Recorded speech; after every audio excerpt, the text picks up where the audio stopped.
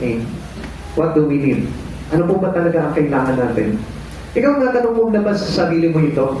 What do I need? Ano ba talaga ang kailangan ko personally sa buhay ko? Ako mismo. Tingnan mo na ba yung sarili mo? Ako mismo. Ano ba talaga kailangan ko? Siguro yung iba sinasagot na rin nila yung sarili nila, pera. Kailangan ko ng pera. Kasi hindi ako mabubuhay sa mundong itong nang walang pera.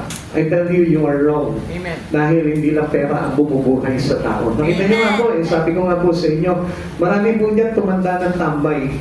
Walang trabaho, hindi nakapag-aral, walang sariling negosyo, walang sariling anak buhay, walang sariling bahay, walang sasakyan, walang bukirin, pero nabubuhay.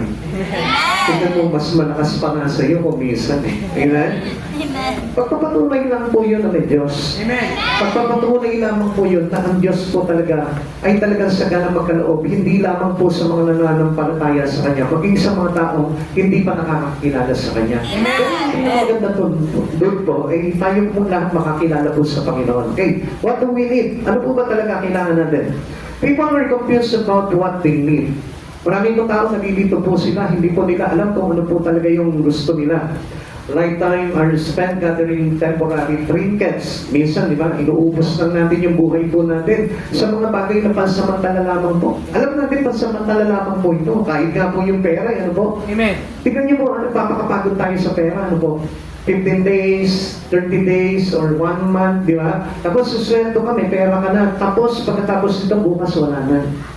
So, ibig sabihin po nito lahat nawawala. Amen. Lahat ng bagay ito pwedeng maglalaho po sa atin. Amen. So, even po yung karunungan natin, even yung taas natin, even yung magandahan natin, lahat po naglalaho po yan. Amen. Bakit? Because that was all temporary. Hindi po natin mapangahawakan to habang tayo nabubuhay. Dahil ang mga bagay na ito'y panandalian lamang po. What profit is there in gaining the whole world, but loses his own soul?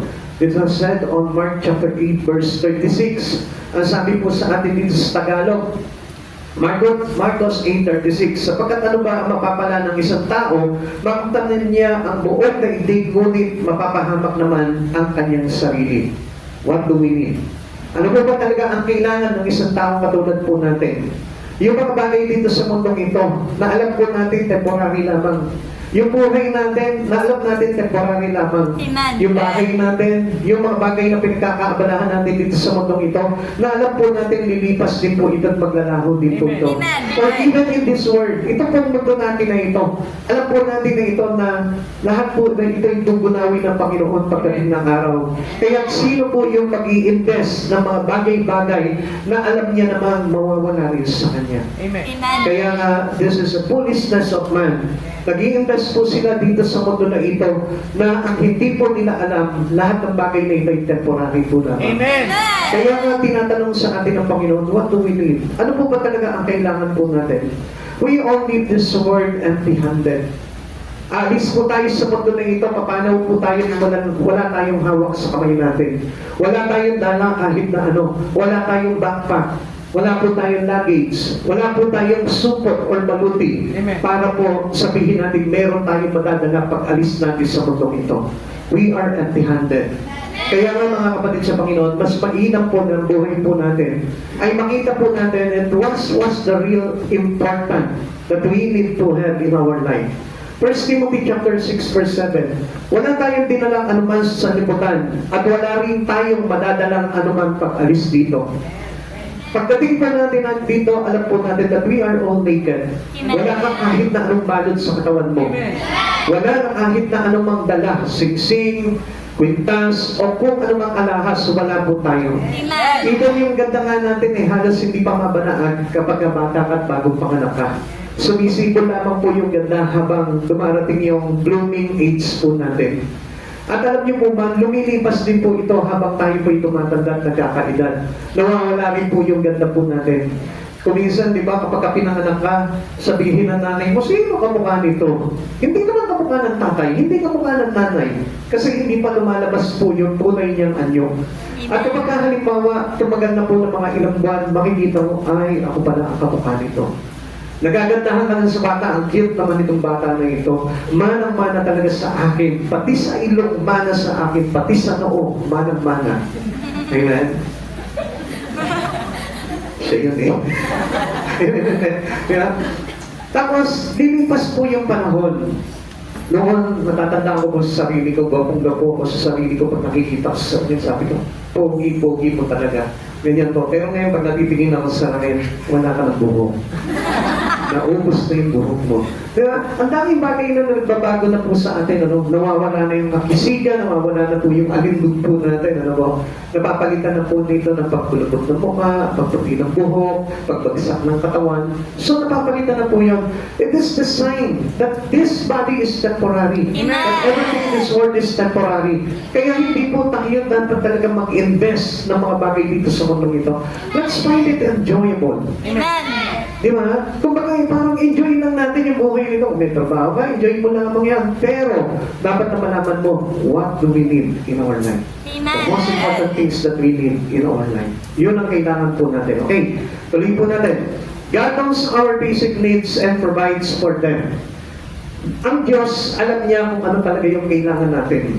Kaya lang, dahil sa kumisan, hiwalay po tayo sa Panginoon, we are separated already to God. Kaya iniisip natin, yung ibang bagay. Napapokus po yung mata natin sa ibang bagay at hindi doon sa talagang sinasabi ng Diyos na kailangan natin. At yung napapupusan po natin, yun yung mga huwad lamang po. Which give us temporary trinket na magbibigay lamang po sa atin ng konting kislap, konting kinang, konting kagandahan, at pagkatapos nun lumilipas din po yung mga bagay na yan. See how God provided for our needs in His creative plan. Alam niyo po, ang Panginoon, ang Diyos, gumagawa po yan ng plano para po ibigay po sa atin ang lahat ng pangangailangan natin. Yung plano na hindi po natin kuminsan maintindihan, ano po? Yung plano na kuminsan parang hindi abot ng iyong kaisipan na ang Diyos lamang po yung bigla na lamang po na magpo-provide sa'yo. Kanina nga sabi ko nga po kay Sister Martina sabi niya po, kamusta na po? Ano pong nangyari po sa inyo? Ito, ganito, ganyan. Hospital siya, check up siya, tapos doon sinduero siya, okay naman. Sabi ko, umanap lang po ng gastos, ano po? Opo, pero hindi naman po dahil wala naman po kong binayaran doon. And praise God, because God knows what was really need by you. Amen. Alam mo, Diyos kung ano yung kailangan mo Sabi siguro ng Diyos, sabi niya, naku, sayang naman yung kinikita nitong tao na ito mapupunta lang sa hospital. Kaya anong ginawa ng Diyos? Nag-provide siya. Amen. Hindi na siya pinagbayad doon sa hospital. Amen. So, doon lang sa mga bagay na yun, alam na natin kung anong kailangan talaga natin. Amen. Which is, kaya lang na-overlook po natin yung bagay na yun Hindi natin nakikita yung bagay na yun na ito pala kailangan ko talaga sa buhay ko. Minsan, ang gulo-gulo ng buhay ko, I was really confused of everything. Hindi ko na maintindihan kung ano talaga yung gusto ng buhay ko Kaya nga kung mapapansin po natin, even doon sa gobyerno po natin, nagkakagulo-gulo sila. Ang laking pera na meron sila, pero nag-i-interest pa po sila. Alam niyo mga kapatid sa Panginoon, yun po yung sign na hindi nila alam kung ano talaga yung gusto nila. Amen. May mga trabaho na sila, kumikita na sila, pero naghahanap pa po sila ng ibang pagkakakitaan. May mga bahay na po sila, pero naghahanap pa rin po sila ng iba pa pong tahanan. So sa madali salita, hindi natin alam talaga. We are always confused. Lagi po tayo nalilito, lagi tayo naguguluhan kung ano talaga yung gusto natin. We must go back to the beginning of the scope to discover our basic need. Kailangan punta tayo sa simula. Na kung saan yun po yung talagang pinakita sa atin ng Panginoon. Mabasahin ko nga po ulit sa inyo. Sabi po sa verse 8 nung kanina binasa po natin. Naglagay si Yahweh ng isang halamanan sa Eden, sa dakong silangan, at doon dinala ang taong kanyang nilalang. Saan daw dinala? Doon sa Garden of Eden. Garden of Eden is a simple but beautiful. Napakaganda pong lugar kung saan talaga. Simple lang kasi makikita mo doon mga luntian damo, halaman, puto na hitik sa mga bunga. Pero wala kang makikita matataas na building, wala kang makikita magagarang sasakyan. Pero simple lang, pero andun na lahat. Amen. Ang hindi pa natin pakita dito, na ang plano pala sa atin ng Panginoon, ganun lang kasimple. Para hindi mag-cause ng destruction, to destroy or to ruin us. Kaya lang kung mapapansin po natin, sa panahon po kasi natin, hindi natin naiintindihan, what is this garden? Ano po ba itong ngayong garden na ito ng Eden? Na inilagay tayo ng Panginoon? na kung saan mapaghanap pa rin po tayo ng mga bagay-bagay sa buhay natin. After all, nakilala na po natin ang Panginoon sa buhay po natin. And we are always saying that God will provide everything on me. Sinasabi po natin yan na Diyos laging magbibigay sa akin ito, gagawa ang Diyos. Lilikha ang Panginoon ng mga bagay para ako ipagpalain. Lilikha ng mga bagay ang Panginoon para ako ay i-bless. Kaya alam niyo mga kapatid sa Panginoon, tingnan lamang po natin ang Diyos. Let's go back into our beginnings of our life with God. Kasi nasaksihan po natin, pinanganak po tayo dito, naghiwalay na agad sa Panginoon eh. Hindi po kasi na ilagay sa atin talaga yung nahalagahan ng Diyos sa buhay po natin, na yun lang sapat na sa buhay po natin. Amen. And the Bible tells us God is more than enough. Amen. He is enough for our life. Amen. Sapat na po ang Panginoon na ito. Kaya lang ang tao po hindi po talaga magustuhan sa buhay. Hindi siya masapatan sa buhay dahil magulo yung kanyang isipan niya and he didn't know what he needs in his life. Amen. Hindi niya talaga sigurado kung ano talaga yung gusto niya. Minsan naghahanap siya ng kaligayahan sa isang lalaki, sa isang babae, sa isang kayamanan, sa isang bagay, pero pagdating na niya doon sa punto na yon, hindi niya pa rin po matagpuan yung kasiyahan. Hindi niya pa rin po makuha yung kanyang satisfactions in life. Alam niyo po kung bakit? Dahil mali yung pinaghagalingan ng mga bagay na ating hinahanap. Amen. At kapag nalaman na po natin kung ano yung bagay na kailangan po natin sa buhay natin, doon lamang po natin marirealize this it. This is it. Ito yung talagang kailangan ko. And I will stay forever in this life. Amen. Dito na ako mananatili at hindi na ako aalis pa dito. Mamaya ipapakita ko po sa inyo kung ano talaga yung kailangan po natin sa buhay nito. Sabi po ng Genesis chapter 2 verse 9. Genesis chapter 2 verse 9. Pinatupon niya roon ang lahat ng uri ng punong kahoy na magaganda pagmasdan at masarap ang bunga. Sa gitna ng halamanan ay naroon ang punong kahoy na nagbibigay buhay at gayon din ang punong kahoy na nagbibigay kaalaman tungkol sa mabuti at masama. Alam niyo mga kapatid sa Panginoon, dalawang bagay yung ipinakita sa atin ng Lord po muna dito bago po natin tuklasin kung ano po yung talagang greatest need ng buhay ng isang tao. Ang sabi po dito, sa gitna ng halamanan ay mayroong dalawang punong kahoy. Yung isa nagbibigay buhay at yung isa ay nagbibigay ng kaalaman. Alam niyo ito, dalawang punong kahoy na ito, mayroong magandang reason po ito kung bakit nilikha ng Diyos ito. Amen. Just for us to have a free to choose. Amen. Meron tayong kalayaang pagpili. Kaya lang, ang pagpili po nito, may consequence po yan. Amen. Pag pinili mo yung punong kahoy na nagbibigay buhay, may buhay ka. Pag pinili mo yung punong kahoy na nagbibigay ng kaalaman tungkol sa mabuti at masama, it may destroy you. Amen.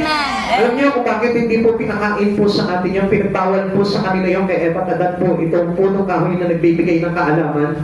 Ayaw kasi ng Lord na manangan tayo sa sarili po nating kalakasan. Amen. Ang gusto ng Lord that we keep on relying into Him. Amen. Yung buhay po natin, nakarinay lamang po sa Panginoon, umaasa sa Diyos. Amen. Hindi po tayo tinuturuan ng Diyos sa maging tamad. Kasi binigay po sa ating trabaho ang Diyos. Amen. At mamaya pakikita ko po sa inyo po yung bagay na yan. But before anything else, what do we need? Ano po ba talaga ang kailangan po natin?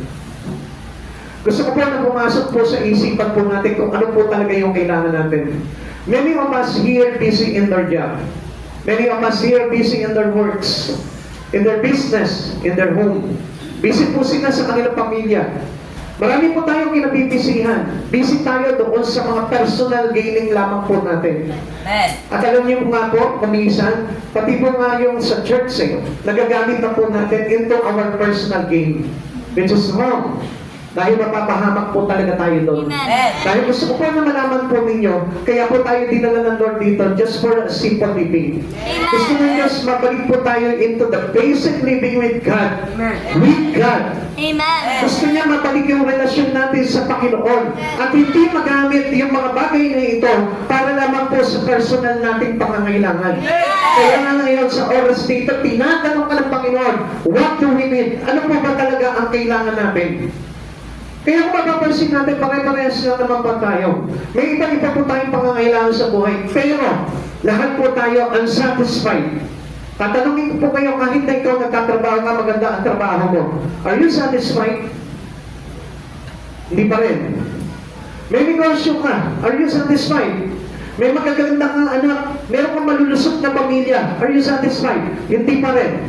So, hindi po iyon yung talagang kailangan po natin. Amen. But God give these all things para tayo pagpalain. Amen. Pagpapala ng Diyos yan. Kaya lang ang problema po sa atin, nawawala tayo doon sa talagang totoong kailangan po natin. Amen. Tanungin po natin sa sarili natin, ano ba talaga ang kailangan ko? What do I need? Una, ano ba talaga ang kailangan natin? Alam ng Diyos na kailangan mo ng pagkain. We need food for our life. Paul said, food and clothing ought to make us content. Masiyahan na po tayo na mayroon tayong pagkain at damit na ginagamit po natin sa araw-araw. Pero hindi po tayo nasisiyahan dun sa bagay niyon. And what makes a person to be contented? Ano po ba yung mga kapagdulot po sa isang tao ng satisfaction, ng contentment in life? Hindi po ba kung mapapansin po natin, wala. Kaya nga po nagkakagulo po sila sa gobyerno po natin o sa ibang mga gobyerno. Mapapansin po natin, ang lalaki na po ng mga sinasahod po nila, ang lalaki na ng kinikita po nila, pero they are not satisfied. They are not contented. Now, ano pa po yung hambang na ating pipiliin sa buhay po natin na ito? Tutuklas lamang po tayo ng tutuklas ng mga bagay-bagay nang wala namang maitutulog sa ating satisfaction or contentment. Amen. Amen. Amen. Kaya nga kung mapapansin po natin, ang yaman-yaman na ng tao, hindi pa rin sapat sa kanya yung kayamanan niya. Amen. Meron na siyang lahat sa kanyang buhay. Masaya yung pamilya niya, nakakapag-aral yung pamilya na dapat tapos niya na yung mga anak niya, pero still, ang dami pa rin gusto tuklasin sa buhay. Amen. They are not contented because he knows what he really need in his life. Wala yung talagang kailangan niya. Hindi niya alam kung ano talaga yung kailangan niya. And supposed to be, it is important for us to know what we need in our life. Hindi kailangan ng pera. Hindi kailangan ng mga bagay-bagay na ito. Kung yung totoong kailangan natin ay natatabunan nito. Kaya nga po tayo nandito sa church na ito dahil gustong ipakita sa inyo ng Lord kung ano yung talagang kailangan natin sa buhay na ito. At doon ka magkakaroon ng kasapatan kapag ka natuklasan mo kung ano yung talagang itong kailangan mo. God wanted us to have a simple life. Gusto ng Diyos lahat tayo magkaroon lamang ng simpleng pamumuhay. Kaya nga sabi po ng 1 Timothy chapter 6 verse 8, kaya dapat tayo masiyahan kung tayo'y may pagkain at pananamit. So tignan niyo nga po yung inyong mga damit, ang gaganda pa, ano? Tignan niyo nga po yung mga pastora po ninyo, maaayos po tayo dito. Wala po dito ng mga mukhang taong grasa. Wala po dito mukhang taong pulubi. Wala po dito yung mga homeless person. Lahat po kayo mukhang mga nakatira sa mga mansyon. Amen? Eh kung hindi ko nga po kayo kilala talaga, masasabi ko siguro magiyaman itong mga tao na ito. Kumakain ito sa araw-araw ng mga masarap na pagkain. Yun po yung magiging first impression na makakakita po sa inyo. Amen? Tumingin po ba kayo kanina sa salamin? Ano po yung nakita niyo sa salamin? Ha? Ganda-ganda po. Ano yung nakita ko sa salamin? Di ba hindi naman yan yung larawan ng mukha kang naghihirap? Hindi naman yan yung larawan ng mukha kang pulubi. Mukha kang wala sa buhay na ito. Yung larawan mo, mukha kang mayaman eh. Akala ko nga, ikaw si ano eh. Si Miran, yung kontraktor. Di ba? Kung titignan mo talaga, akala ko milyonaryo talaga eh. Kasi bakit? Kasi ang Diyos, alam naman talaga niya kung anong kailangan natin. Amen. Alam niya kung ano yung talagang kailangan lang natin sa buhay nito. Kaya lang masyadong mareklamo ang tao at gusto niya talaga na magkamal po ng mga bagay-bagay sa mundo. God placed His newly created man in the beautiful garden. Inilagay na tayo sa pinakamagandang hardin na kung saan matutuwa saan tayo. Kaya lang, nandun ang lahat, kaya lang hindi pa rin po ganun ang naging ugali po ng ating mga ninuno na si Eva at Adan.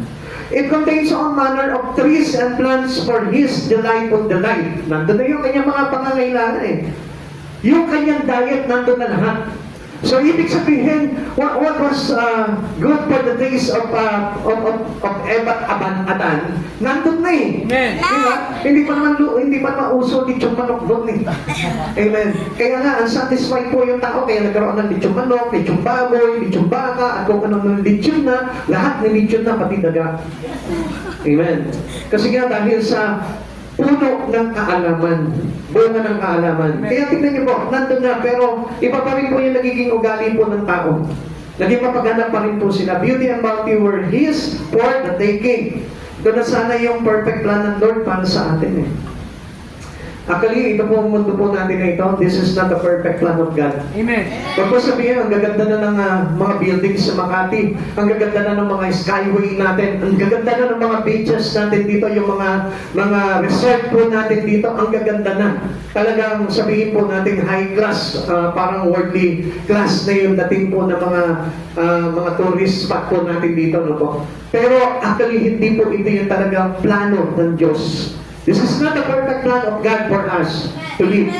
Hindi po ito yung talagang pinangarap ng Diyos para sa atin. At alam niyo po ba, habang tumataas po ang siyensya, ang teknolohiya, lalong nagiging masama ang tao. Kaya nga umabot na po tayo sa sukdulan na ang Diyos po nagpapahayag na po sa atin that He is near to come. Na malapit na po talagang dumating ang Panginoon. Because of what really see in this world. Kung ano yung mga nakikita natin, nagtataas ang mga building, yung mga teknolohiya natin na talagang halos nakakagimbal na talaga. At nakita niyo ba, tumutuklas pa yung ibang mga bansa na magpasabog po ng nukleyar. Na kahit na po magbuwis na maraming tao, wala po sa kanila po yun because they don't know what they really need. Kaya nga nakita niyo po, gusto na nilang i-test yung nuclear po nila na saan ang magaganap po dito, wawasak po ng halos 3 or 1/4 ng mundo po natin ito. Amen. Are you aware of that, on this news? Alam niyo mga kapatid sa Panginoon, kaya po sirain ang mundo po natin ito. Pero hindi nila naisip bakit nila gagawin itong bagay nito. Just to kill many. Yung ba yung mga kapag-satisfy sa kanila? No. It is not the satisfaction of man to kill many. Amen. Kaya nga mga kapatid sa Panginoon, isipin po natin, because of this technology, because of this science, kaya po sumasama ang tao. Amen. Makinig po kayo mabuti dahil may plano po talaga ang Panginoon sa atin. Ang plano po sa atin ng Panginoon is a simple life, simple living. Amen. At yun po yung perfect plan po ng Diyos na ginawa niya doon po sa Garden of Eden. Kaya lang sinira po ito ng kaaway. Sinira ito ni Satan sa buhay po natin. Kaya kung mapapansin po natin mga kapatid sa Panginoon, bakit nagiging mapaghanap ang tao sa panahon po natin? It is because of the whisper to us by Satan. Amen. He is blowing into our ears. Amen. Binabulong niya palagi sa tenga mo, o hindi ka sapat yan, hindi yan ang kailangan mo. Mahirap ka pa, kailangan mo pang magpayaman. Kulang pa yung savings mo, kailangan mo pang dumami yung iyong kayamanan. Yan yung laging binubulong sa atin, Satan. And you know what was the purpose of Satan kung bakit niya binubulong sa iyo mga bagay ngayon? Kasi gusto niya na hindi ka magkaroon ng contentment with God. Kasi parang sinasabi niya, kulang na kulang naman yung binigay sa iyo ng Diyos. Hindi maganda yung ibinigay sa iyo ng Diyos sa buhay. Kaya nga po, kung minsan ang tinitignan na natin yung mga mayayaman eh. Ang tinitignan na natin, nagiging pamamanatayan na ng buhay ng mga tao ay yung mga mayayaman, yung mga kanya, yung mga makapangyarihan. Pero hindi nila naging pamantayan si Jesucristo na simpleng-simple lamang ang pamumuhay. Amen. Amen. Amen. Kaya nga kung mapapansin po natin dito the Son of God came to earth and He shows to us, He demonstrates His life as a simple one. Amen. Kung mapapansin po natin yan, tingnan niyo po ito nilagay na po na tayo ng Panginoon doon sa magandang paraiso. In spite of this ideal environment, Adam fell into sin. Nahulog pa rin po sa kasalanan. Bakit? Kasi natukso po sila doon sa ganda ng bagay na ito na pinagbabawal. Alam niyo mga kapatid sa Panginoon, lahat ng mga bagay na nasahin po natin, yung mga high-tech na pong yan, Gusto ko po na malaman po ninyong bawal yan. Bawal, pastor, ano masama doon? Magiging high-tech lang and convenient yung buhay natin. Actually, hindi po talaga yung perfect plan of life na binigay sa atin ng Panginoon. Kaya nga yung iba tuwa sila, nag-ipat na tatatakan na po sila, nalalagyan na po sila ng mga microchips. Natutuwa pa po sila, hindi po nila alam na yun na po yung beginning to force people to have that microchip. Hindi nila alam, ito na po yung pinapersa na po yung mga tao eh. Kaya nga po yung, di ba yung meron na po yun doon sa IT system. At yung IT system na yun, pinapersa nila yung mga tao na gano'n na po yung maging sistema po nila, na wala na po yung mga cash po nila, kundi nandun na sa IT system lahat ng transaction po nila. It is forcefully. Pinapersa nila ang mga tao na sumunod sa mga ganong agenda po nila dahil gusto nila kontrolin na po ang buong mundo. Amen. Gusto nila kontrolin yung bansa nila na lahat susunod po sa kanila. Siyempre kapag ka-IT system na nga, wala kang magagawa doon, wala kang hawak eh. Yung pera mo, yung kayamanan mo, hawak po nila yon. Amen. At darating po yung panahon, wala po tayong magiging pag-aari. Alam niyo po ba na kapag dumating na po yung tinatawag na one world government, lahat ng mga ari-arian natin isasabit natin sa kanila, isusuko natin yan. Ito one world government. Wala tayong sariling pag-aari. But papakita po nila dito that they provide everything in you. They provide your car. Lahat tayo magiging patay-patay. Lahat tayo may sasakyan. Lahat tayo kumikita. Lahat tayo may mga tahanan. Pero hindi atin. Amen. What the Jews? Ano kaya magiging maganda doon? Kung hindi naman sa atin yung bagay na yun pinapagamit lang sa atin. Alam niyo po ba kung ano po nakapanood po doon?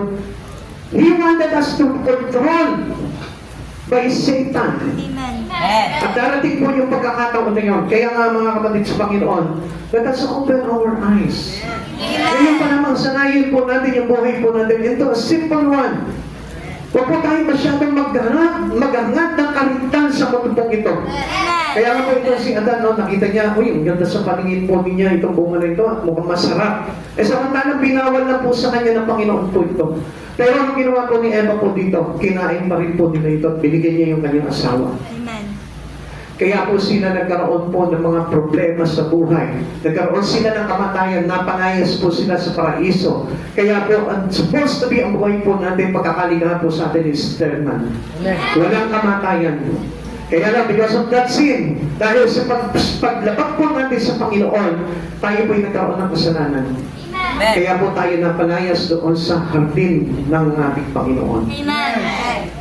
This shows that our need is not a new birth, but a new birth. Hindi po yung kailangan natin, yung kalagayan natin sa buhay. Hindi, walang halaga po sa Panginoon yung kalagayan sa buhay. What was your positions in life, hindi mahalaga sa Panginoon yun. Ang mahalaga sa Panginoon, yung marunong kang sumunod sa Kanya. Yung marunong kang magpasakop sa Panginoon. And this is all we need in our life. Amen. Yun yung kailangan natin sa buhay po natin. Amen. Yun yung kailangan ng bawat tao. Yung mayroon tayong Diyos Amen. na magkakaloob sa atin ng pagkain ng damit. Sapat na po yun. Amen. God is more than enough for us. Amen. Kaya ka nandito ngayon dahil ipinapakita sa iyo ng Panginoon na mag-involve lamang yung buhay mo, magkaroon ka lamang ng ugnayan sa Panginoon, wala ka ng problema dahil mayroon na nag-aabang na napakasarap na buhay sa buhay mo. In spite of all these things, Adam disobeyed in spite of God's love and provision. Nandun eh, binigay na yung pag-ibig sa atin ng Lord. Alam mo kung bakit may trabaho ngayon? Pagpapakita lang yan, pagsasalarawan lang sa iyo ng pag-ibig ng Diyos yan. Kung bakit may katahanan ngayon, kahit wala kang trabaho, kahit wala kang pinagkakakitaan, meron kang tinitiran, meron kang damit, meron kang pagkain, pag-ibig ng Diyos yan na hindi natin makita-kita. Kasi masyado, ang paghahanap natin ng pag-ibig sa Panginoon, materialistic. Amen? Amen. Kala natin yung pag-ibig ng Panginoon, yung nagtotolerate na magbigay ng lahat ng bagay sa akin. Pinapala ako ng Panginoon, mahal ako ng Diyos. Ngayon kapag hindi ka pinagpapala ng Panginoon, may karamdaman ka, may kahirapan ka, may kawalan ka, biyata ako lang ng Lord eh. Yun lang like that. Actually, ikaw yung mahal ng Diyos eh. Amen. Yung ikaw na nasa simpleng pamumuhay, mahal na mahal ka ng Diyos kasi ayaw ng Lord na mapunong ka ng pagkakasala. Amen. Amen. Amen. Amen. Amen. Kaya nga tanggapin po natin kung ano yung kalagayan po natin, pagpasalamat natin sa Panginoon because hindi po natin kailangan po ng magandang kalagayan, hindi natin kailangan ng posisyon ng kapangyarihan, ang kailangan po natin Diyos na wala. Amen. We also need spiritual food. Hindi lamang po pagkain ng katawan, kundi pagkain ng ating kaluluwa at spirito. Ibinigay na ng Diyos lahat para sa atin, para hindi na po tayo maghanap. Kaya lang, alam niyo, ang hinahanap po ng tao, dapat yung pagkain ng kaluluwa, pero iba pa rin yung kanyang hinahanap. Kaya mga kapatid sa Panginoon, magkamagtakap someday, sabihin sa iyo ng Panginoon, I don't know you. Hindi kita kilala. Hindi ka dito. Hindi ka taga rito.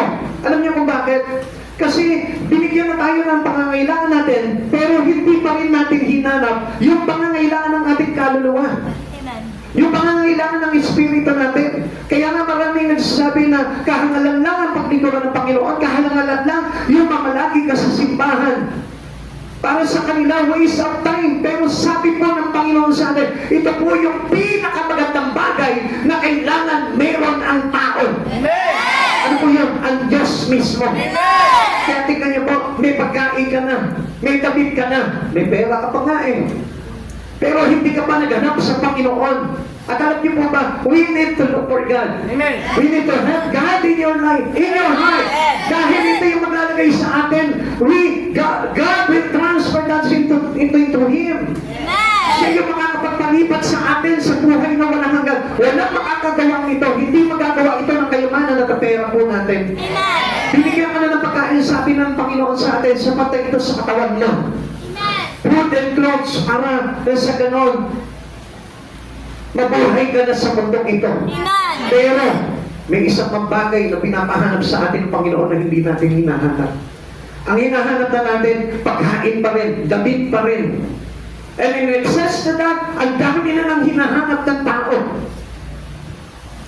Na kung saan, okay naman yung buhay na natin eh.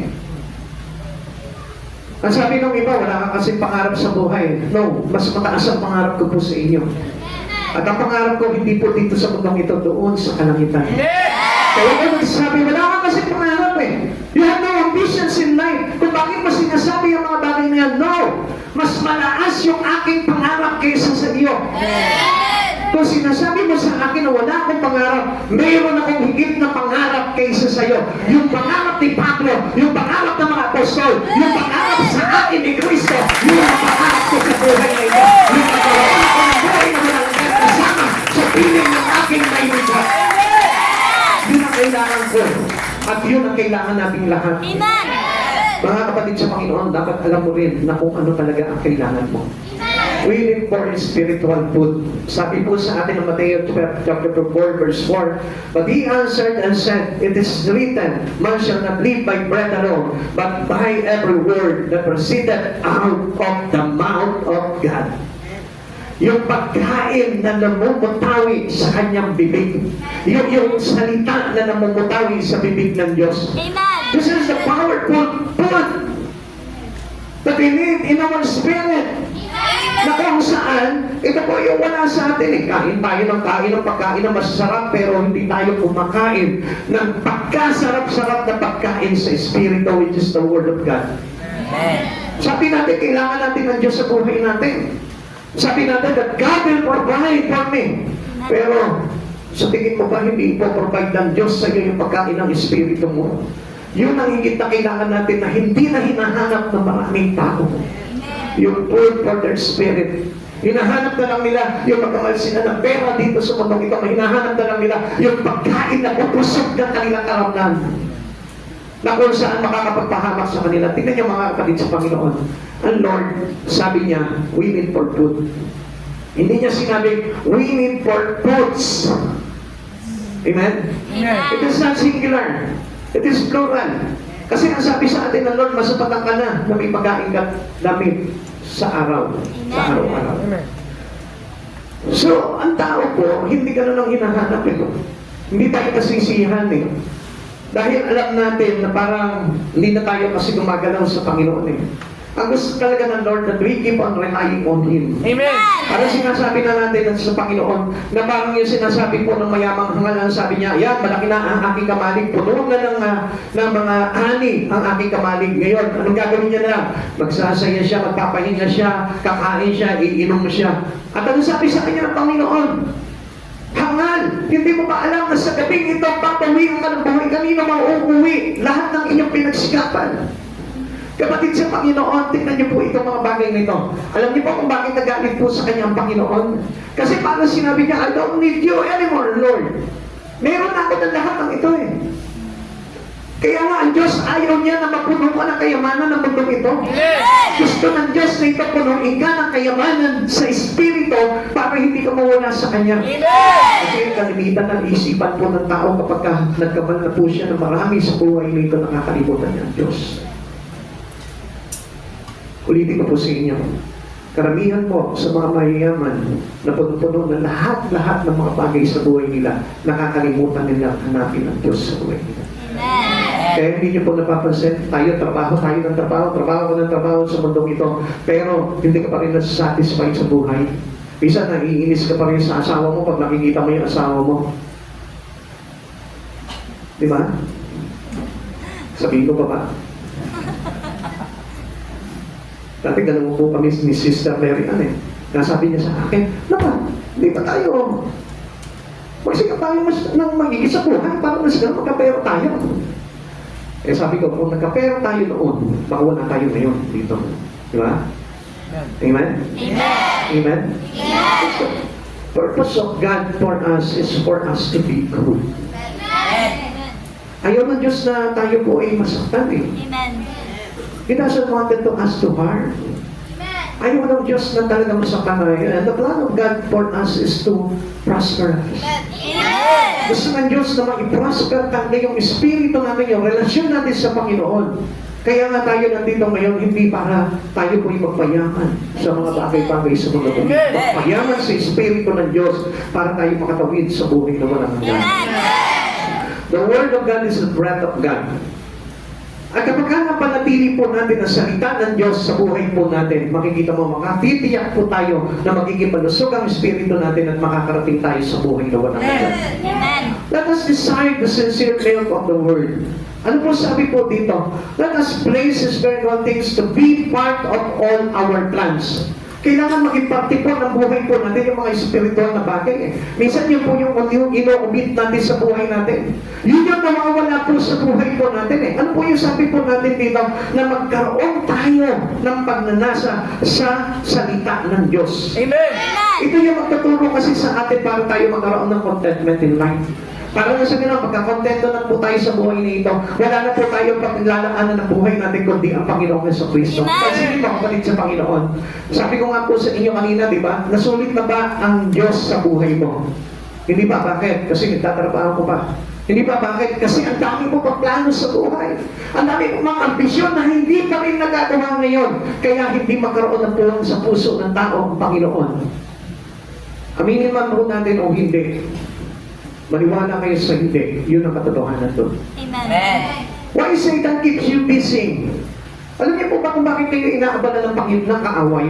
Kasi ayaw niya na magkaroon ng puwang sa puso ninyo ang salita ng Diyos. Ayaw niya na magkaroon ng puwang sa puso ninyo si Jesucristo dahil ayaw niya na maligtas ka. Ganun lamang po kasimple yun. Na gusto ng kaaway na ito, dito ka lang, temporary ka lang dito sa buhay na ito at pagkatapos nun, kanya ka na. Amen? Amen. Amen? What is the profit of man gaining the whole world but loses your own soul? Kung mapapahamak naman yung kaluluwa mo. Kaya nga, ito yung panahon na ito, na dapat na kailangan natin, i-desire natin yung sincere milk of the Word. Sabi po ng 1 Peter chapter 2 verse 2, gaya ng sangkwan, kayo'y manabig sa danisay, nagatas na espiritual, upang lumago kayo tungo sa kaligtasan. Amen. These words of God bring us into the life eternal. Ito yung maglalagay sa atin sa kaligtasan na kapag naunawaan mo na mabuti ang salita ng Diyos, mauunawaan mo yung daan patungo sa buhay na walang hanggan. Kaya ang daming tao, hindi nila makita yung talagang totoong kailangan nila sa buhay nila. Ang akala nila, kailangan ko yung aman, kailangan ko ng maraming ari-arian, kailangan ko ng mga magaganda ng sasakyan, hindi yan ang kailangan mo sapagkat hindi yan yung maglalagay sa iyo sa kaligtasan. Amen. God has graciously provided food for the body and our soul. Siya po yung talagang punong-puno ng kahabagan, punong-puno ng biyaya na nagbibigay sa atin. Ikalawa, what do we need in our life? We need to be faithful. Kailangan natin maging tapat sa Panginoon. Paano magiging tapat ang isang tao sa Panginoon? Sabi po dito, we need to be faithful to our God-given responsibility. We are all having our own responsibility with God, with our personal responsibility with God. Every one of us here, meron kang responsibilidad sa Panginoon. Pero ang tanong dito, nagagawa mo ba yun? Nagagampanan mo ba yun? Maraming tao, binabaliwala yung responsibility na yun. Responsibility sa pamilya, nagagawa nila. Responsibility sa eskwelahan, sa trabaho, nagagawa nila itong mga bagay nito. Pero yung responsibility natin sa Panginoon, yun ang kailangan natin pagtuunan ng pansin. Kung nagawa mo na. Ang sipag mo sa trabaho, ang sipag mo sa pag-aaral, ang sipag mo sa pamilya, ang sipag mo sa ibang bagay, dapat masipag ka rin sa Panginoon. Amen. Sapagkat ito ang kailangan natin higit dahil doon tayo kailangan ng ating Panginoon. Amen. Alam niyo, uunawain niyo lamang po itong bagay nito. Tayo ay nilagay ng Panginoon into the Garden of Eden to work with God. To work with God. Sa Kanya tayo nagtatrabaho. Amen. Kaya lang, tingnan niyo po ito. Because of sin, sana nagtrabaho ang tao sa mundo. Because of sin, sana nagtrabaho ang tao sa kasalanan. Because of sin, sana nagtrabaho ang tao sa laman. Wala sana tayong kamatayan eh. Wala sana tayong problema. Pero ang ipinamumuhay natin, ang hindi natin alam, yung resulta ng kasalanan. Amen. That is the result of sin of Adam and Eve. Amen. Amen. Na ngayon pinapamuhay ng tao, ini-enjoy ng tao yung resulta, yung consequence ng ginawa nilang kasalanan. Natuwa-tuwa naman ang tao, na-achieve nila yung resulta at yung kabayaran ng kasalanan na yun. Come on. Isipin mo mabuti kapatid sa Panginoon. Bakit natin ini-enjoy yung consequence ng kasalanan na yun? Samantalang alam natin, yun din ang maglalagay sa atin sa kapahamakan. Disregard this life. Amen. I-disregard mo yung pamumuhay na ito. At yung pamumuhay na itinuturo sa atin ng Panginoon, doon ka maging tapat. Doon ka maging faithful. Hindi doon sa bunga ng kasalanan. Doon tayo naging tapat. Doon natin inuukol yung buhay natin. At hindi doon sa bagay na kailangan responsibility natin in God. Amen. Tingnan nyo, basahin ko po sa inyo. Genesis chapter 2 verse 15 to 17. Nandiyan pa mo tayo. Inilagay ng Panginoong Yahweh ang tao sa halamanan ng Eden upang ito'y pagyamanin at pangalagaan. Ano yung purpose natin doon? Bakit doon tayo nilagay ng Panginoon? Para pagyamanin at pangalagaan. Sinabi niya sa tao, makakain mo ang alimbabong ang kahoy ng halamanan. Maliban sa bunga ng pulong kahoy na nagbibigay ng kaalaman tungkol sa mabuti at masama, huwag mong kakainin ang bungang iyon sapagkat sa araw na kainin mo iyon ay mamamatay ka. That was the consequence. Amen. Now, what is the result of the sin of Adam and Eve? Ano yung resulta? Ano yung consequence? Mamamatay sila pagka dinisobey po nila. Amen. Amen? So, ngayon, tayo naman mga tao, dahil nga hindi natin naiintindihan yung mga bagay na gustong mangyari sa atin ng Panginoon, i-enjoy naman natin yung bagay na makapagdudulot ng kamatayan. I-enjoy natin yung kasalanan. I-enjoy natin yung consequence ng kasalanan nila yun. Yun yung pamumuhay natin dito, mga kapatid sa Panginoon. Kung bakit kailangan mong magtrabaho, kailangan mong magpakahirap doon sa iyong kakainin, sa iyong daramatin. Samantalang, this is a basic need that provide for us by God. Amen. Tumatalog ka sa Panginoon eh. Nananalangin ka sa Panginoon, Our Father, who art in heaven, hallowed be thy name. Thy kingdom come, thy will be done on earth as in heaven. Give us this day our daily bread. Bigyan mo kami ng makakain sa araw na ito. Bakit ka pa nananalangin ng ganun? Eh nananangan ka naman din pala doon sa kasalanan ng mundo na ikaw mismo ang gustong magpaganito. Kaya nowadays, alam nyo, hindi na po napanalangin yung ganun eh. Bakit? Dahil meron na silang sariling panalangin sa buhay nila. Kaya ko ito. Gagawin ko ito. Magsisikap ako sa buhay ko. Ito yung plano ko. Ito yung decision ko. Ito yung gusto ko. Na wala na lahat ng mga bagay na responsibility natin to God. Amen. We are now not to be faithful with God. We are now unfaithful to Him. Na wala na yung katapatan natin sa Panginoon. Amen. Kaya kapatid sa Panginoon, pag-aralan niyo po mabuti ito, mga bagay na ito. Dahil ang pamumuhay po dito sa mundong ito, kaya pala sinabi ng Panginoon, "Do not conform to the pattern of this world, renewed by, transformed by renewing our mind." Magbago na tayo ng isip. Dahil hindi natin talaga alam kung ano yung kalooban ng Panginoon sa buhay natin. Okay, papaliwanag ko po sa inyo itong verse na ito. No? Genesis chapter 2, verse 15 to 17 establishes humanity's purpose as being steward of creation. Yung mapagkatiwalaan daw tayo sa mga bagay na tinikha ng ating Panginoon gives human free will. Binigyan tayo ng sariling desisyon o sarili po nating pagpili sa mga bagay na ito and set the divine command. Yung po yung sinasabi dito, divine command. Ibig sabihin, may kinalaman sa kautusan banal ng ating Panginoon. Amen. So, ibig sabihin, yun yung dapat pagsikapan po natin sa buhay. Yung ipinag-uutos niya sa atin na may kalakip na kabanalan, hindi po yung kalakip na kasalanan. Na ang ipinamumuhay po natin na sa mundo na ito, yung resulta ng kasalanan na ginawa po nila, it is a consequence. Amen? Amen. Naiintindihan niyo po ba? Amen. Kaya nga sabi dito, with a clear consequence for disobedience. Unawangin po natin mabuti po ito ng mga kapatid sa Panginoon. God gave the first man a job to tend the Garden of Eden. Para pangalagaan po natin yung Garden of Eden. Yun po yung ating responsibility. Yun yung ating talagang trabaho dapat. At hindi tayo dapat nagtatrabaho para sa kasalanan. A task he was to perform freely and joyfully. However, God also issued one prohibition. Ano po ba yung pinagbawal niya po dito? Meron lagi Sa iyong pagtatrabaho sa mundong ito, may bawal. Sa iyong pamumuhay dito sa mundong ito, may bawal. Lahat may bawal. Amen. Kaya nga, yun yung bagay na dapat ingatan natin. Nagtatrabaho mo man dito sa mundong ito, dapat alam mo kung ano yung bawal. Amen. Alam mo yung boundaries mo.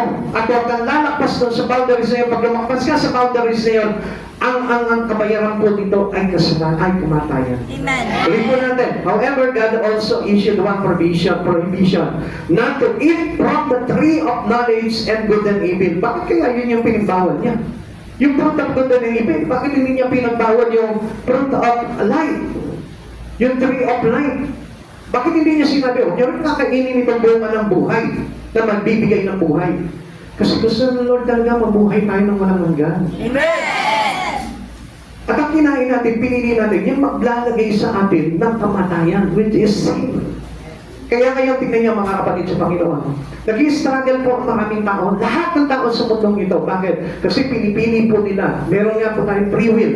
Ang pinipili nila yung maglalagay sa kanila ng kamatayan. And what is this life? The life on earth.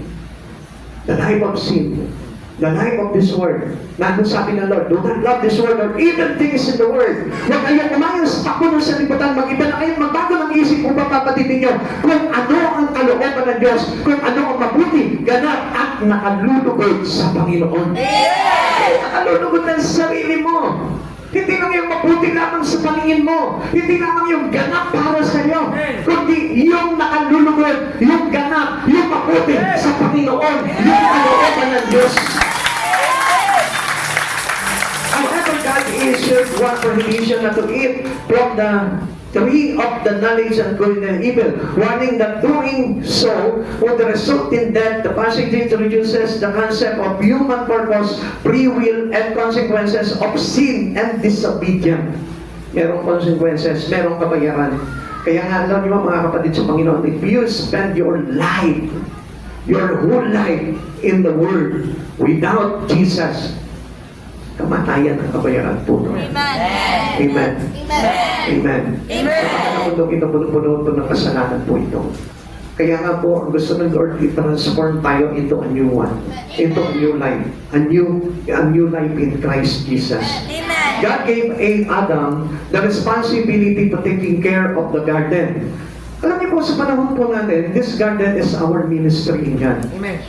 Let's say this church is a garden of Eden. Bakit po ba? We all need responsibilities in life. We need to work. Kailangan natin gumawa.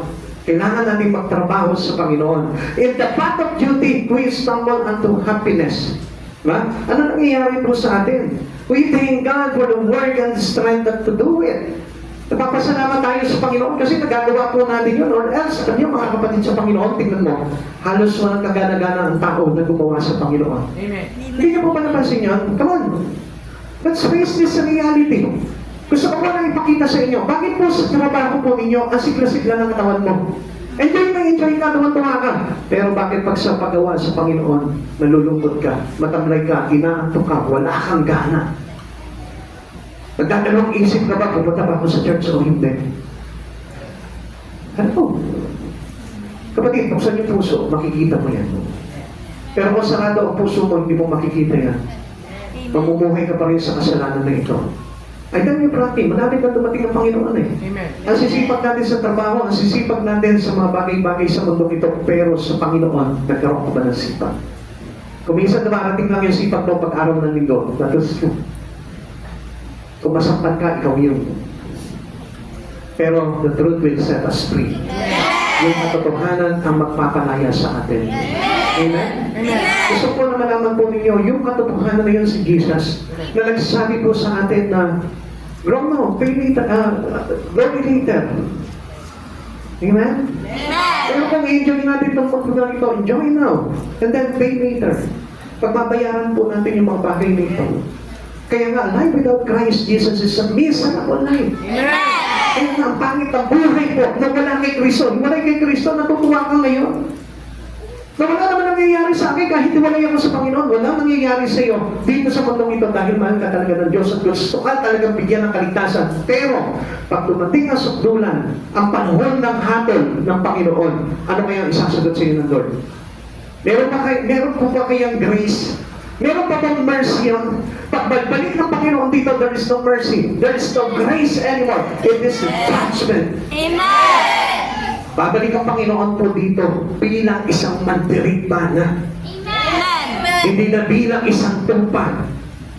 Amen? Kaya po dapat ngayon pa naman pinaghahandaan natin, do your responsibility in God, do your word. Amen. Kailangan magkaroon ka ng trabaho sa Panginoon. Kapatid sa Panginoon, hindi lang ang mga taong tinawag na maglingkod sa Kanya ang naglilingkod, lahat tayo. Kasi nga sabi ng Diyos, dapat namaramdaman tayong may ginagawa. Kailan yung panahon na yun? When Jesus come. Amen.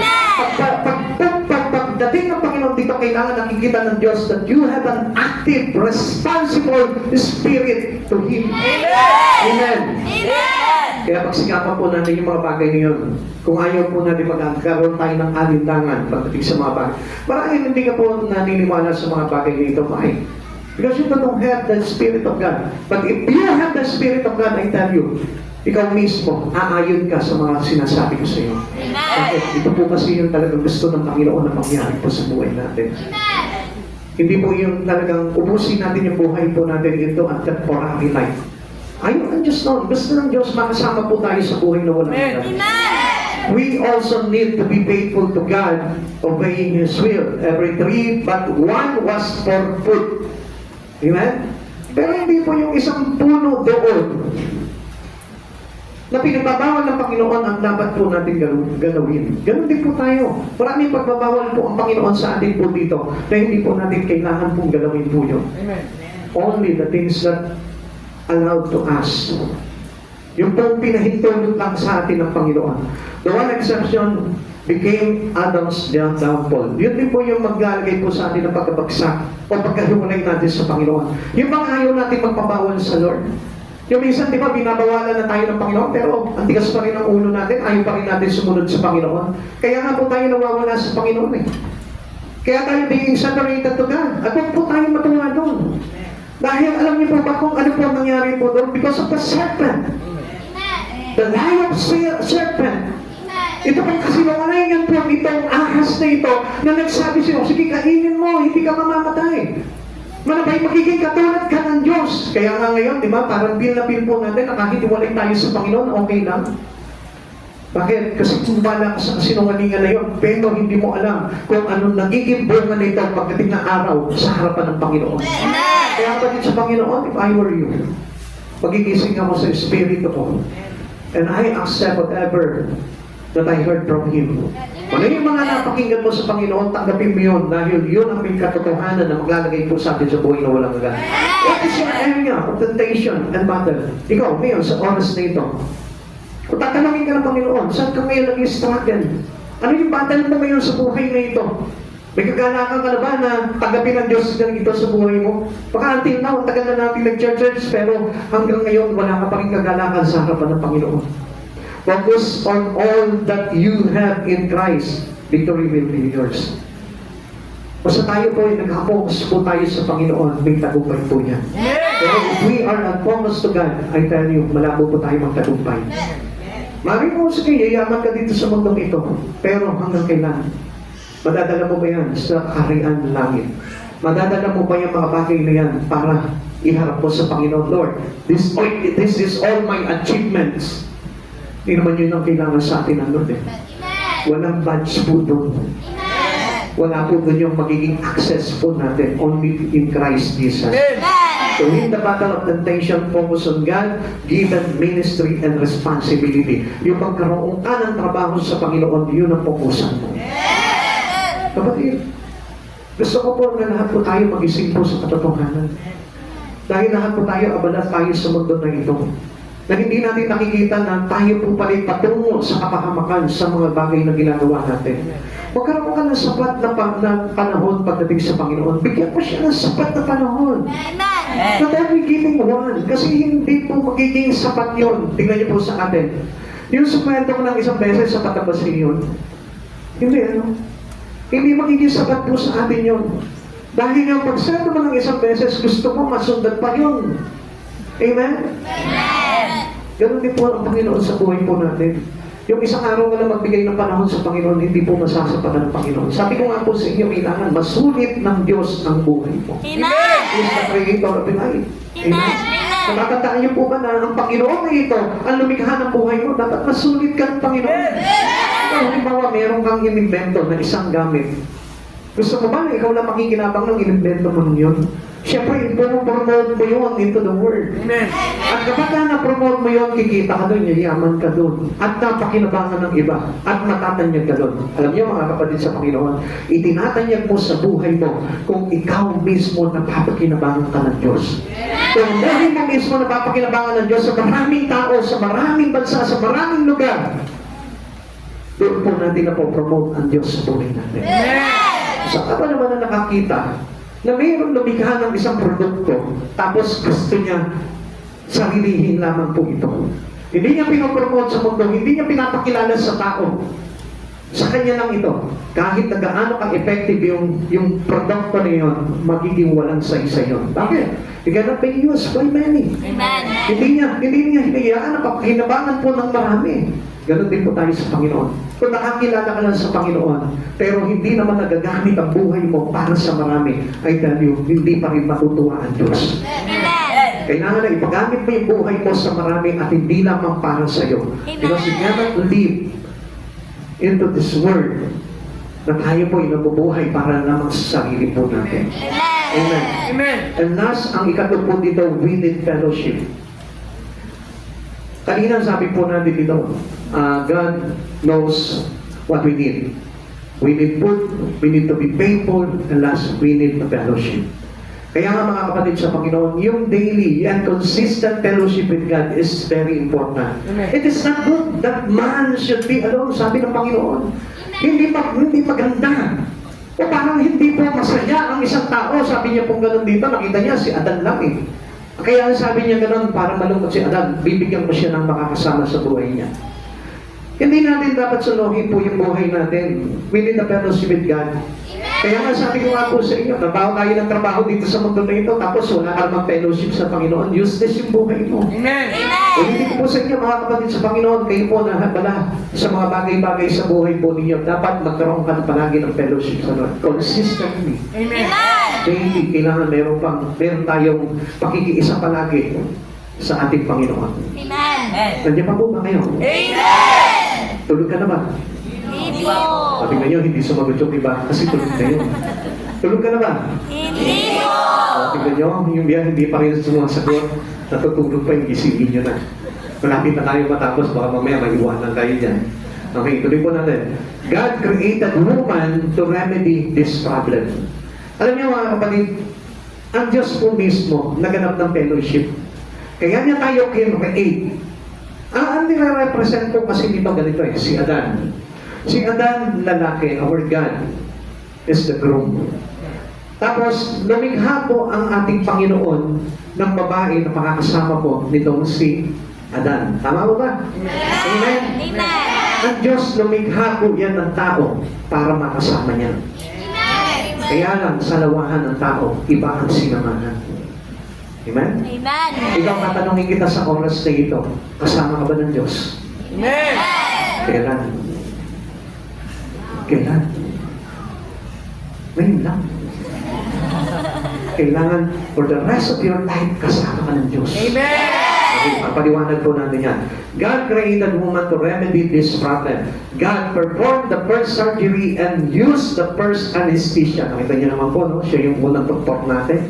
Siya yung unang umopera dito kay Adan. God made woman from Adam's rib. How fitting, di ba? Tingnan niyo ha, kapatid sa Panginoon ha. Ikaw mismo, fit na fit ka dapat sa Lord. Pero sa iba mo, ipinit yung sarili mo. Amen? Amen. Amen? Amen. O kasi yun na, alamin niyo lamang po. Yung buhay mo, dapat yan, alapat yan sa Panginoon eh. Kasi galing tayo sa Lord eh. Kaya lang, parang mas pinili mo pa, galing ka sa unggoy. Hello? Kaya nga, ganun yung kaisipan po ng iba eh. Di ba? Big Bang Theory. Na tayo po ay parang nag-exist lang sa mundo na ito.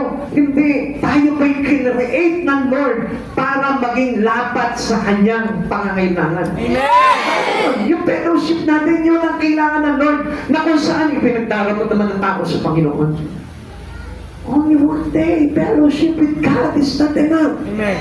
Only dito po sa inyo, only one day is not enough for the fellowship of God. Gusto naman kaya tayo kinreate, parang nga tayo nilagay ito sa Garden of Eden. Kaya lang tignan nyo, mas pinili ng tao magkasala, labagin ang Panginoon at mapalayas. And we enjoy that system. And that system is belong to the sin. Galing sa kasalanan, ini-enjoy natin yung mga bayan. Nandiyan pa po ba kayo? Hallelujah, sana nakikinig po kayo, ano po? Para na sa gano'n, hindi naman po magulo yung mga katabi po natin. Gusto ko po na ipaalam po sa inyo, ang fellowship po natin dapat ay hindi temporary. Amen. Lifetime yun at buong buhay natin kailangan yung fellowship with God. Kasi tayo po mismo, para po tayo mismo, binigyan tayo ng buhay ng ating Panginoon para sa Kanya at hindi para sa sarili mo lamang. Kaya sabi po nandiyan, chapter 3, verse 29, sa isang kasalan ng babaeng ikakasal ay para lamang sa lalaking ikakasal. Tignan niyo ha, may minsan. Ang abay na naghihintay sa pagdating ng lalaking ikakasal ay lubos na nagagalak kapag narinig niya ang tinig nito. Gayon din naman, lubos na ang aking kagalakan ngayon. Ano po yun? Dapat nagagalak na nga po tayo dahil malapit na dumating ang Panginoon. Pero alam niyo po ba, dapat tayo po mismo naghahanda na. Dahil makakasama na po natin lifetime, eternally, ang Panginoon sa buhay natin. Pero parang hindi ka masaya sa kasalan na ito. Parang hindi ka masaya na ikakasal ka sa Panginoong Jesucristo. Parang hindi ka makasaya na makakasama ka na sa tahanan ng Diyos. Nakita niyo po yung mga taong sa lamahan. Ikakasal lang sila tapos hindi pa sila mag-a-I-do. Diba? Tinatanggap mo ba ang babae na ito bilang kabiyak ng iyong puso? Hindi pa kasagot. Bakit? Kasi meron siyang ibang gusto. Kapatid sa Panginoon, I tell you one thing. Ayaw ng Diyos na sakuhan tayo. Amen. Nilikha niya tayo para sa Kanya at hindi para sa ibang bagay. Kaya huwag mo natin ipagdamot yung buhay natin sa Panginoon. We need God fellowship. Kailangan ng ka-fellowship ng Panginoon. Adam wouldn't have to be alone anymore. Ayaw ng Diyos kasi. Gusto ng Diyos talaga may katuwang po tayo. We don't need to be not alone. Ayaw ng Diyos nag-iisa ka. Minsan sinasolo natin yung buhay natin na mamayagpag po tayo sa mundo na ito. Pero ang hindi po natin nakikita dito, kailangan ka ng Diyos. Kapatid, huwag ka masyado magpakapagod sa trabaho mo. Huwag ka masyado magpakapagod, magpaalunod dito sa mundong ito. Kailangan ka ng Diyos. Hindi ka nilikha ng Panginoon para sa trabaho mo. Amen. Hindi ka nilikha ng Panginoon para lamang dito sa mundong ito. Nilikha ka ng Panginoon para doon. Amen. The place of us is not here and not there. Amen. Our place was there in heaven with Christ Jesus. Nandun po yung buhay natin dapat eh. Kaya lang, tingnan niyo po yung ginagawa po ng tao. Dahil sa pagiging salawahan nila sa Panginoon, tingnan niyo po, He keep away His life. Lagi po nilang inihihiwalay sa Panginoon yung buhay po nila. And supposed to be, dapat lagi tayong gumagawa kasama ang Panginoon. Amen. Nagtatandaan po natin that we need our responsibility with God. And our responsibility is to keep our fellowship with Him. Amen. Pero ayaw natin ibigay sa Panginoon yun. Ang damot natin sa Panginoon. We cannot love God. Hindi natin magawa na mahalin ang Panginoon sa buhay natin. Kaya sabi ng Lord, nakikiusap na sana, do not love this world. Para sinasabi ng Lord, ako yung mahalin mo, ako yung ibigin mo, ako yung unang umibig sa'yo. Pero iba yung iniibig natin. Nakaramdam na po ba kayo gano'n? Nakaranas na po ba kayo ng gano'n? Mahal mo siya pero mahal niya iba. Nakaranas na po kayo gano'n? Taas ang kamay. Nung nakaranas na. Ha? Meron po ba? Meron? Wow, kagandang nyo naman. Wala nakaranas sa inyo ng gano'n. Naranasan ko rin po nung araw yun. Nung binata po ako, meron akong niligawan pero ayaw niya sa akin. Sino nakaranas nun? Totoo lang. Masakit po ba? Ayaw naman hindi naranasan. Wala kasi siya mag-ibig sa puso. Amen? Gano'n masakit yun? Masakit, di ba? Ikaw ang mahal na mahal mo siya, pero iba naman yung pinamahal niya. Amen. Ang Panginoon kaya, hindi ka nasasaktan. Ha? Hindi kaya nasasaktan ng Panginoon, hindi kaya umiiyak ang Lord. Nasabi niya gano'n, do not love this world, nor even in the world. Ang gusto ng Panginoon, ako ibigin mo, nagmamakaawa na ang Panginoon sa iyo. For God so loved the world, He gave His only begotten Son. Nagregalo pa sa iyo ang Diyos. At ang nirregalo pa sa iyo, hindi lang basta regalo, kundi Diyos mismo. Amen. Amen. Pero ano, dinisregard pa rin natin yung pag-ibig ng Diyos. Pala sa buhay mo, hindi ikaw ang love ko. Hindi ikaw ang mahal. Sakit sa mundo. Sakit sa kalooban ng mundo. Tapos biglang niloko ka. Nung sinamahan mo, niloko ka. Isang araw kakatapas sa bahay nung talagang totoong nagmamahal siya. Balik na ako sa iyo. Eh wala na. Hindi ka na niya mahal. Ganun din tayo sa Lord. Minsan tsaka natin marirealize at the end of our life, kakatok tayo sa Panginoon, Lord, papasukin mo, Lord, papasukin mo, Lord, mahal na kita. Wala na. Uli na. Sarado na yung arko ni Noah. Natupok na ang Sodom and Gomorrah. Wala na ang mundo. Nandun na tayo sa harapan ng hukuman ng Panginoon. Wala na. Wala na pag-asa. Kaya ngayon pa lamang, mahalin mo na ang Diyos sa buhay mo. Hindi ka pa naiiyak na kapag iniisip mo, mahal na mahal ako ng Diyos. Nagpakamatay para sa akin. For God so loved the world. Tapos, biglang i-reject ko lang yung pag-ibig ng Diyos. Alam niyo, kung naranasan mo yung pabigo sa pag-ibig, mararanasan mo kung gaano nabibigo ang pag-ibig ng Diyos sa iyo. Kapag ka tiniturned down mo yung mga offer niya sa iyo. Uulitin ko sa iyo. Kaya nga tinatanong ko po sa inyo lahat kung naranasan niyo ng mabigo sa pag-ibig. Kasi kung hindi ka pa nabibigo sa pag-ibig, hindi mo mararamdaman kung gaano kasakit na mabigo mo. At hindi mo mararamdaman kung gaano kasakit sa Panginoon na ibigin mo yung ibang bagay kaysa sa Kanya, nagiging sa Kanya. Isipin mo mabuti. Kasi hanggang naman ng Espiritu Santo sa oras na ito para maintindihan mo yung sakit ng kalooban ng Diyos na nagpapago pa siya sa krus, namatay, inilibing at sa ikatlong araw na kailangan niya magbuhay para lamang buhayin ka. Isipin mo ngayon. Patipukin mo yung puso mo ngayon. Palambutin mo yung puso mo ngayon, kamatid.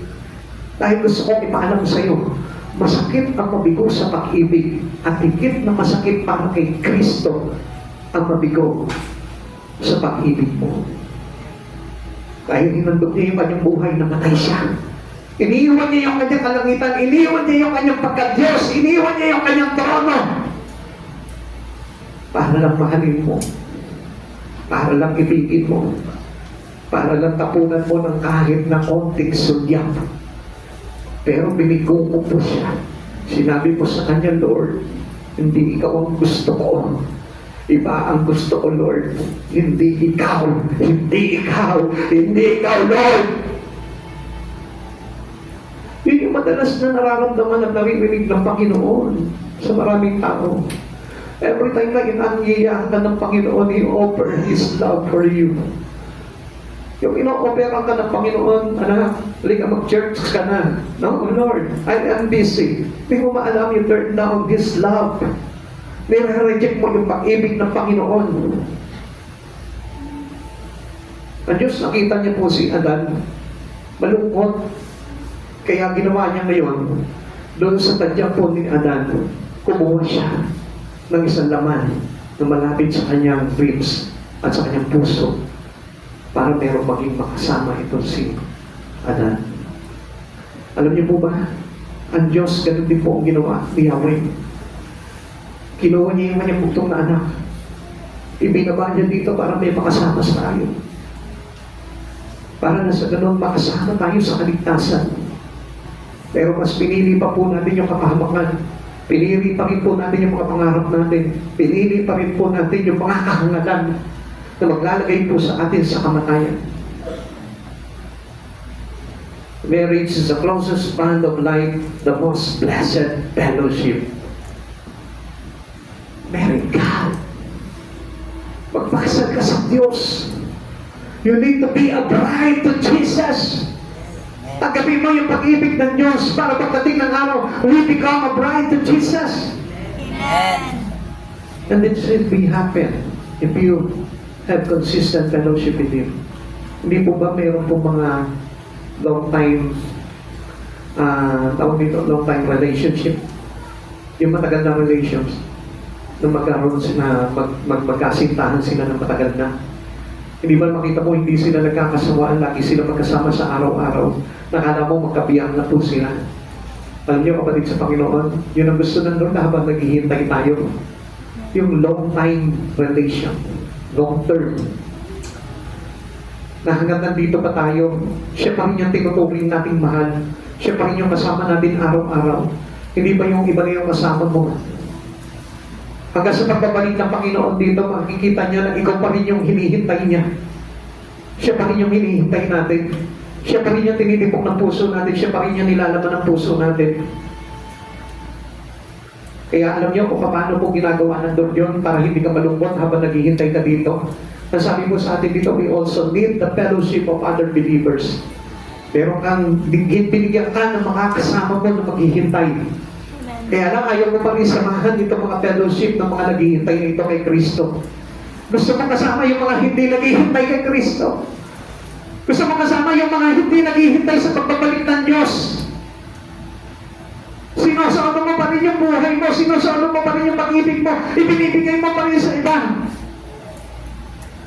Fellowship with other believers proves our willingness to be with Christ. Kaya ka nakikisa, kaya ka nakikipagkaibigan, kaya ka nakikisama doon sa mga kapwa mo mananampalataya. Larawan yan ng pag-ibig mo at kagustuhan mo sa Panginoong Heso Kristo. Kaya ka lagi nagsisimba, kaya ka nag-i-involve sa church, kaya ka may ministry, kaya ka gumagawa sa Panginoon. Larawan yan na willing ka na maging isa sa ating Panginoong pagdating ng araw. Amen. Gusto ng Diyos na makita sa iyo na nananatili ka sa Kanya.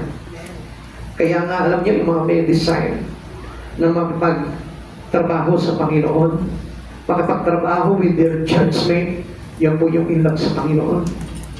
At sa oras nito, tanungin mo sa sarili mo, in love ba ako sa Panginoon? Sa oras nito, meron ba akong willingness na makasama ko ang hari ng mga hari, Panginoon ng Panginoon sa buhay ko? Hebrews chapter 10 verse 25, buwan natin kaligtaan ng pagdalo sa ating mga pagtitipon gaya ng ginagawa ng ilan. Sa halip palakasin natin ang loob ng isa't isa, lalo na ngayong makikita natin malapit na ang araw ng Panginoon. Alam niyo po ba, ito ang isang pahayag na tayo po ay sama ng Panginoon sa isang mata.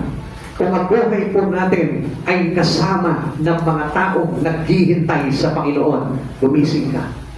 Amen. Uulitin po sa inyo, Ito po yung isang tanda sa isang mananampalataya na maisasama sa kaharian ng Diyos pagdating ng araw. Masasama at magpapabilang sa rapture. Ano po yun? Yung kasama niya naghihintay, yung kanyang mga churchmate. Yung kasama niya naghihintay, yung mga mananampalataya ni Kristo. Yung kasama niya naghihintay, gumagawa in love, may willingness, may desire na makagawa at maghintay sa pagbabalik ng Diyos. Amen. Isang sign po yan ng rapture. Isang sign po yan na ikaw ay mapapabilang sa pagliligtas ng Panginoon. Sapagkat ang sabi po dito, sa halip palakasin natin ang loob ng isa't isa, lalo na ngayon nakikita natin malapit na ang araw ng Panginoon. Malapit na yung araw ng Panginoon. Kailangan you are with your churchmate. You are with your fellow Christian. You are with the love of Jesus. Kasama mo na sila, hindi ka hiwalay. Kaya nga kung titignan mo yung sarili mo ngayon, bakit parang hiwalay pa rin ako sa karamihan? Hiwalay pa rin ako kay Kristo. Hiwalay pa rin yung mga ginagawa ko sa Panginoon. Bakit ako naging hiwalay? Kung ako ay kay Kristo, kung ako ay kasama sa mga pinili ni Kristo, iniwan ni Kristo, ililigtas ni Kristo, bakit hiwalay ako? If I love God, bakit iba kasama ko? If I love my wife, bakit iba yung kasama ko? If I love my husband, bakit iba yung kasama ko? If I love Jesus, bakit wala ako sa church? If I love Jesus and I'm waiting for the rapture come, bakit iba ginagawa ko? You must awake.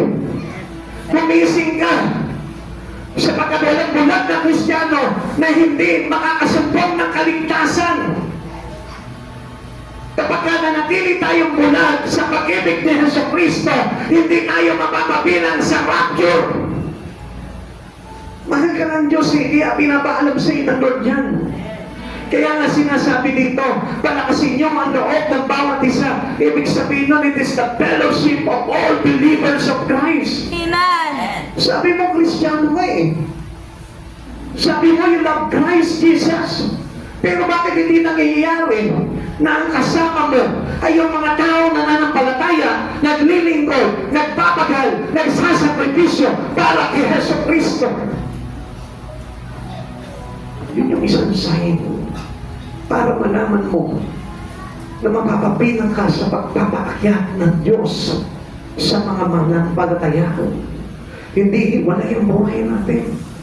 Kasama natin si Kristo sa lahat ng oras. Amen. Kaya nga sabi sa atin, lagi tayong magbantay. Lagi tayong mag-abang sa pagdating ng lalaking ikakasal. Amen. Pero ang laman ng isipan natin, mga bagay na hindi sa Panginoon, mga bagay na makasanlibutan, mga bagay na hindi makakapagdulot ng kaligtasan, mga bagay na hindi panlangit, kundi mga bagay na panlupa. Wake up!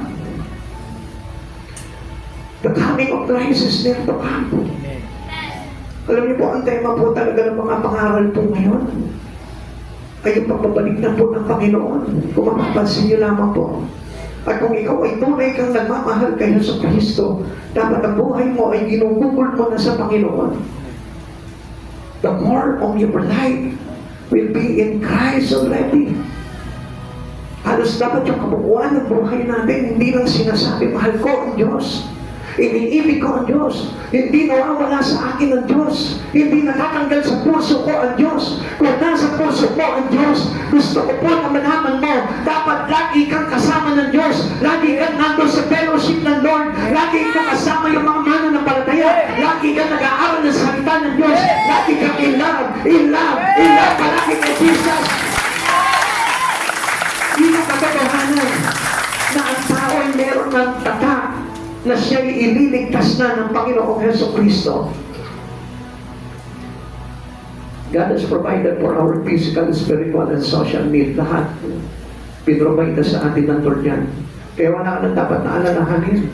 And not to make busy about the things in His life. Make your life busy with God. Malapit na eh. Malapit na dumating ang Panginoon. He has also provided forgiveness of sin and eternal life. Lumapit ka na lang sa Kanya. Humingi ka na lang ng tawad sa Panginoon. Isuko mo na lang lahat ng mga pagkakasala mo sa Panginoon. Sabihin mo sa Kanya, Lord, pinagsisisihan ko na lahat ng mga bagay na ito. And then, conform it to God. I-conform mo na yung buhay mo sa Panginoon.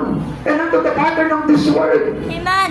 Ibigin mo na yung buhay mo sa Panginoon. Wala na pag-asa ang buhay natin, kundi si Kristo na naman yung papabalik ng ating Panginoon. God want to meet you in your special need. And what is this special need? The need for eternal life.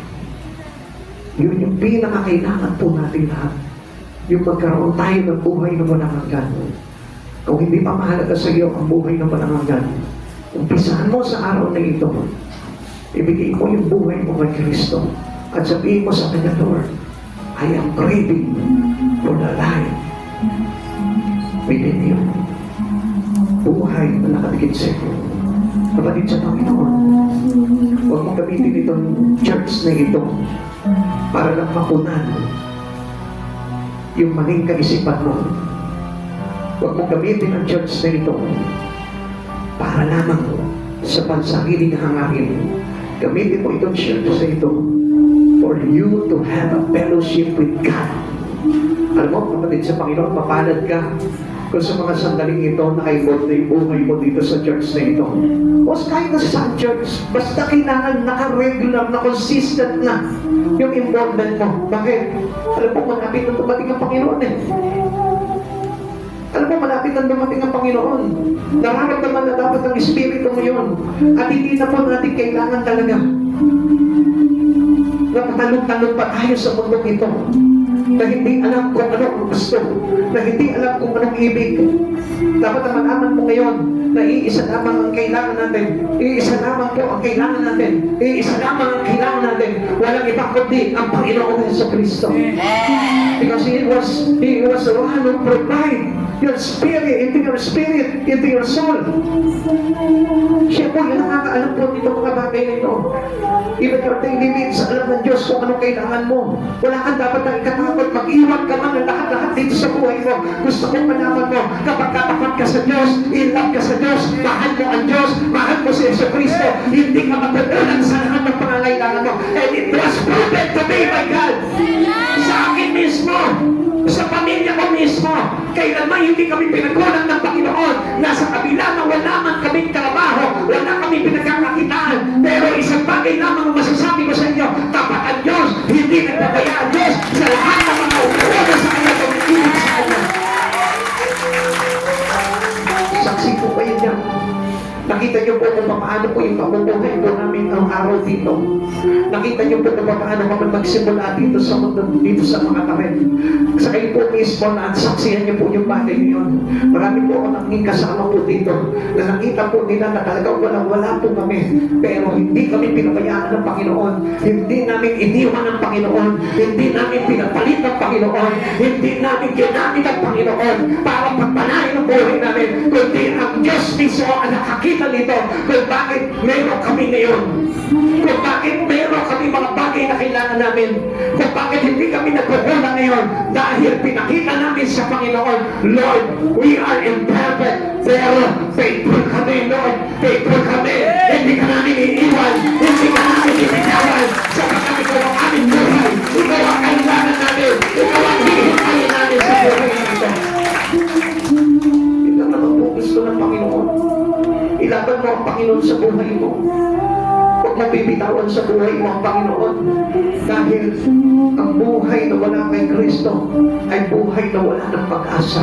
At sa oras nito, kapatid sa Panginoon, pagsisihan mo lahat ng iyong mga pagtalikod, pagsisihan mo lahat ng iyong mga pagsalansang, pagsisihan mo lahat ng iyong kasalanan, at isuko mo ang buhay mo sa Panginoon. Sabihin mo sa oras nito sa Panginoon, Lord, sa iyo ang buhay ko, ininitiwala ko sa iyo ang lahat ng ito, Lord. Mawala man sa akin ang mga mundong ito, Lord, ang lahat ng bagay dito sa mundong ito.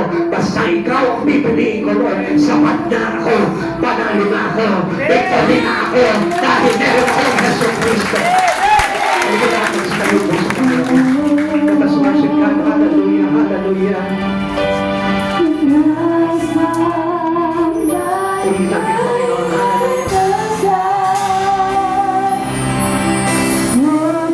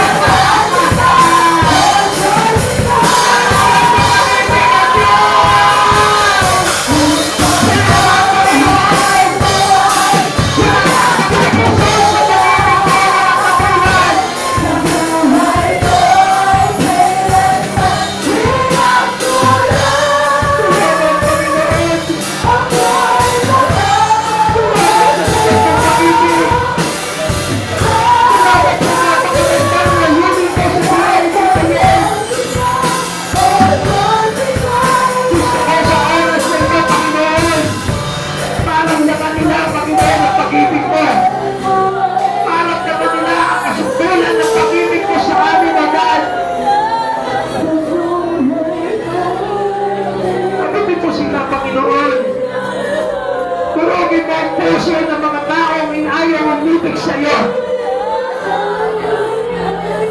Durugin mo ang puso ng mga taong lumalayo sa iyo, Lord. Iparamdam mo sila yung grabing pag-ibig mo. Gusto ko maramdaman nila, Panginoon, yung pagkamangha nila, Lord. Lord! Lord! Panginoon Jesus, marunong ka sa mga taong ito. Marunong ka sa mga taong ngayon umibig sa iyo, Panginoon.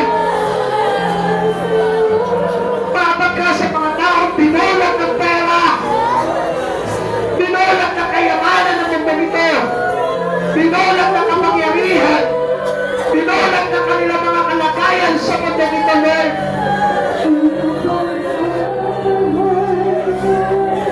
Walang katulad sa buhay ko ay hindi may tinatulad. Ako'y nababangga sa'yo. Kadakilaon, itatanghal kita, O Diyos, ikaw lang.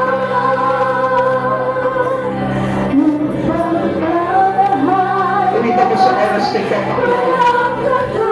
Kumita mo sa Panginoon yung pag-ibig mo.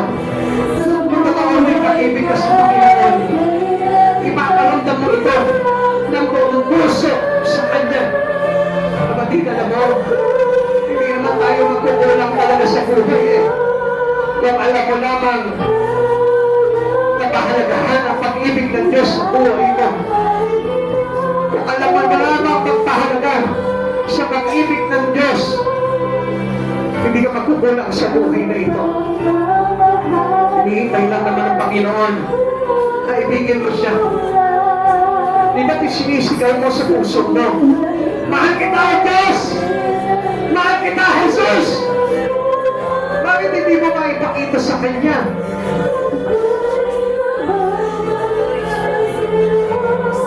Sabi mo, mahal mo ang Diyos. Sabi mo, mahal mo ang Diyos. Sabi mo, mahal mo ang Diyos. Come on, hingin mo yung pag-ibig ng Diyos. Kung hindi pa tumitibok ang puso mo para kay Jesus, hingin mo sa Kanya. At kapag may pagmamahal kay Jesus Kristo, iinuyo mo ang buhay para sa Kanya. At kapag umiibig sa Diyos, hindi nanghihinayang sa buhay na ibinibigay niya para sa Panginoon.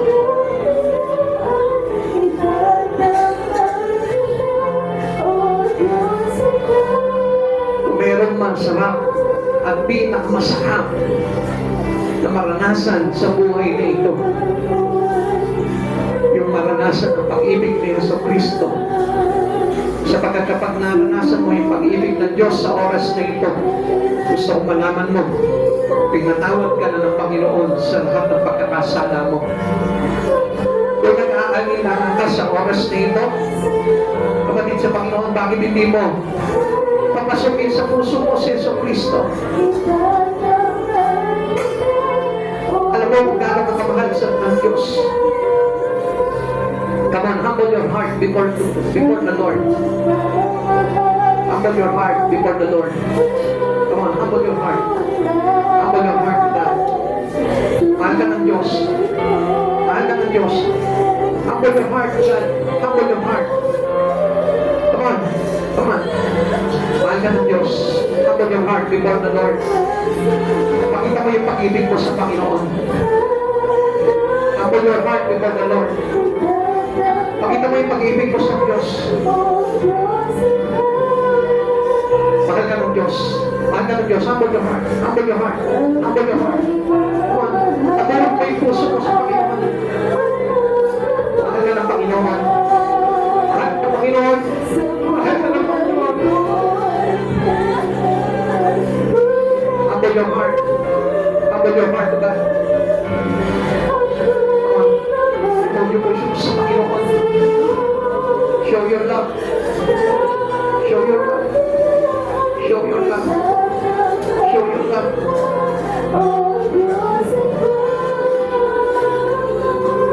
Humble your heart. Talirog niyo yung puso niyo sa Panginoon. Mahal ka ng Diyos. Mahal ka ng Panginoon. Iyon mo lagi ang buhay mo sa Panginoon. Pasukin mo ang pag-ibig ng Diyos sa buhay mo. Mahal ka ng Diyos. Mahal ka ng Diyos. Nararamdaman ng Diyos sa puso mo. Give your life to Him. Mahal ka ng Diyos. Kaya mapasukin ng Diyos ang puso mo yan. Para mo sa oras nito ang pag-ibig ng Yeso Cristo. God loves you. God loves you. Mahal ka ni Jesus. Nais ko na sa oras nito maranasan mo ang pag-ibig ng Yeso Cristo na nagsabi sa iyo. Ililigtas ka niya.